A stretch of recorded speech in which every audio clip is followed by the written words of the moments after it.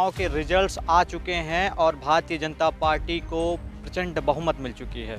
3 राज्यों में अब भारतीय जनता पार्टी की सरकार बनने जा रही है, जिसके बाद से अब भारतीय जनता पार्टी में खुशी की लहर दौड़ चुकी है। जैसा कि आप सभी लोग जानते हैं कि जो रिजल्ट्स हैं वो भारतीय जनता पार्टी के पक्ष में आए हैं और तीनों राज्यों के जो चुनाव हैं उसकी घोषणा जो है वो हो चुकी है और उसके रिजल्ट्स भी आ चुके हैं। रिजल्ट्स आने के बाद जो भारतीय जनता पार्टी के लोग हैं उनमें काफ़ी खुशी देखी जा रही है।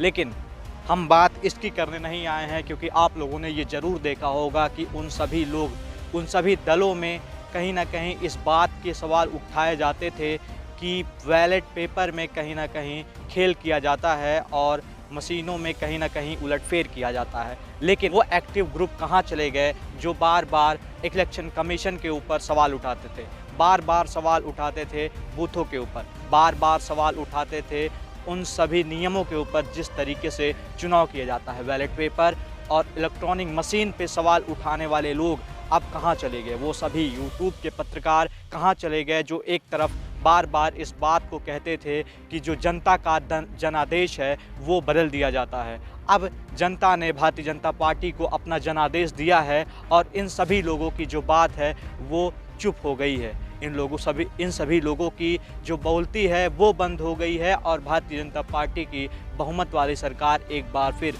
बनने जा रही है।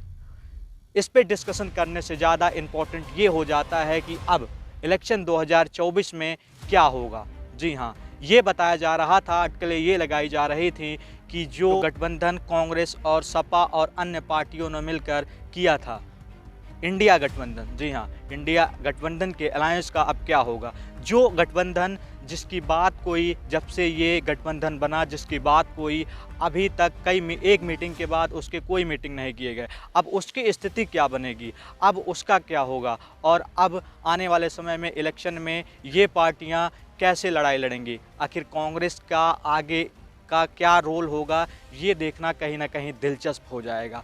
दूसरा चीज़ ये कि इस जीत के बाद भारतीय जनता पार्टी में ये भी देखा जा सकता है कि मुख्यमंत्री का चेहरा कौन होगा, क्योंकि मुख्यमंत्री के बिना चेहरे के इलेक्शन लड़ा गया और मोदी मैजिक इन तीनों राज्यों में चलता हुआ नज़र आया, जिसके बाद भारतीय जनता पार्टी की बहुमत वाली सरकार यहाँ पे बनती हुई नज़र आ रही है। अब स्थिति 2024 में क्या होती है ये देखना कहीं ना कहीं बड़ा दिलचस्प होगा, क्योंकि ठीकरा बार बार फूटता है ईवीएम मशीनों पे, लेकिन जनता जब अपना जन आदेश तय करती है तो मैं फिर कहूँगा कि वो सभी लोग, वो सभी एक्टिविस्ट पार्टियाँ जो बार बार कहती हैं कि ईवीएम मशीन में कमियां हैं, वो चुप हो जाती हैं। आखिर कब तक ये ऐसे सवाल उठाते रहेंगे और कब तक जनता जनादेश अपना देती रहेगी, ये जनता पे डिपेंड करता है।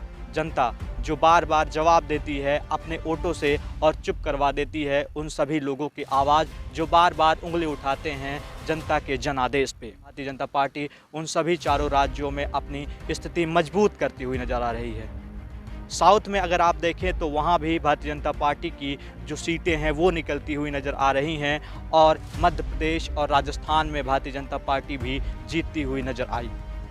2024 के इलेक्शन में आगे क्या होगा ये भी कहीं ना कहीं देखना दिलचस्प होगा, क्योंकि मोदी मैजिक जो है वो अब चल पड़ा है और लगता ये है कि प्रधानमंत्री नरेंद्र मोदी की इस मैजिक के आगे आने वाले समय में कोई टिकने वाला नहीं है। यूनिटी इंडिया के साथ मैं प्रदीप कुमार।